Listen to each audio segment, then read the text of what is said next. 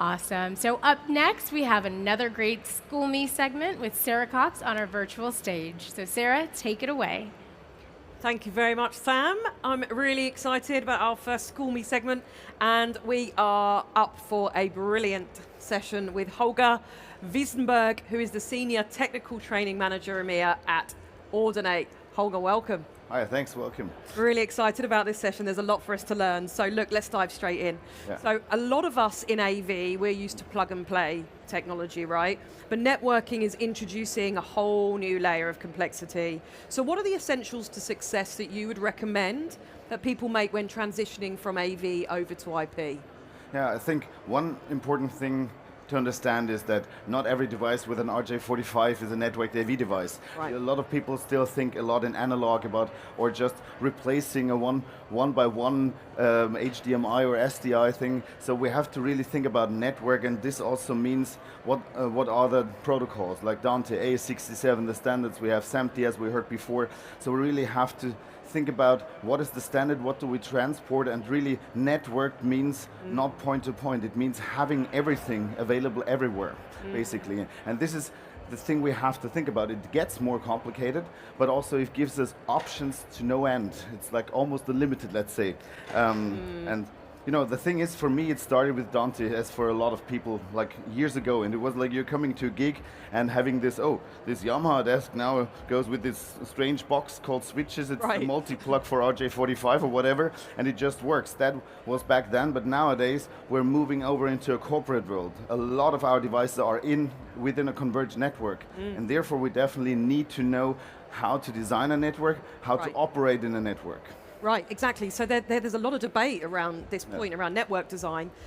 Do we follow an architecture, architecture? What about switch selection, and how are we handling that high bandwidth that we need? So if you could give, I know this is really difficult, but if you could give AV professionals a few key principles to focus on, what would your advice be? So basically, the standard architecture is a bit moving away from what traditional IT did. It was usually a 3-tier architecture with core, distribution, access layer. Nowadays we go for a spine and leaf or collapsed core system. So you want to have as the least amount of switch hops and a symmetric way. So basically a core switch area and all the access switches, so that you always have the minimum of switch hops. Because we know every switch hop will induce latency and possible problems. So that is a kind of limitation. But this is the good thing is modern AV systems usually are designing networks like that, and also modern IT systems. It can just be a problem if it's a traditional system. That's one thing. Then definitely important non-blocking architecture. So it means the backbone of the switch is big enough to have every single port power in every single direction, also for the uplinks. So that's definitely way more important than other things. Stuff like management, because I know I come from Ordinate, so in like 10 years ago it was like, hey Dante, you just plug and play and it works, and you can do it managed, unmanaged, whatever. But nowadays I tell people, buy a managed switch, because I want control over the network, especially if you also want to do video. So we want to have quality of service, IGMP snooping, stuff like that to be implemented and to be controlled. And one important thing that people forget is all your network bandwidth in one switch, it's fine. But one switch is not a network, you know. One switch is a multi-socket, so to speak, if we are a bit, you know, like sarcastic. But if you say a network, then you have to see about the uplinks. The uplinks are actually the pipeline that runs out first. Because if you have 10 video streams going somewhere, you definitely need way more bandwidth than for the switch is no problem. 10 times 10 is no problem at all. But for the uplink, that can mess up your system if you don't have enough bandwidth. So that's some basics. You know, there's way more to learn about that, wow. but just some rough basics that basically work for all kind of things in a networked AV. Wow, I mean, Holger, you clearly have a vast set of knowledge in this area, but what about someone learning to get up to speed from scratch? What do you recommend? So there are different ways to do that. A traditional way would be do CCNA from Cisco or CompTIA Network Plus, this typical network technology certifications. And they help a lot for some basic terminology, but they're quite often a bit further away from what we do in AV.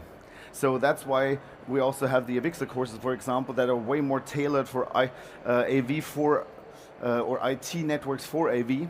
So you have like the NAVS course that I also teach, for example, or the NetTech, or also a course AV for IT. So to understand each other better, learn the same language, and that's very important.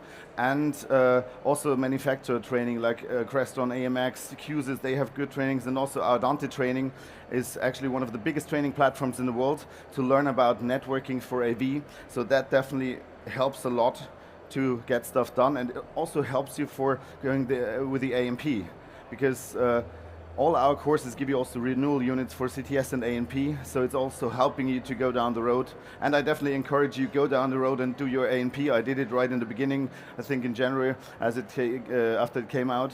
And it's definitely worth trying it and going into it, because sometimes in my CTS classes I got asked, oh yeah, you know, I'm coming from AV, but you know, is it worth learning IT? And I always tell people, if you never want to be unemployed but always getting quite some money, do it. Yeah. Go down the road and learn it. Well, that was absolutely brilliant. Thank you so much for My joining pleasure. us and sharing in such a short amount of time. Thank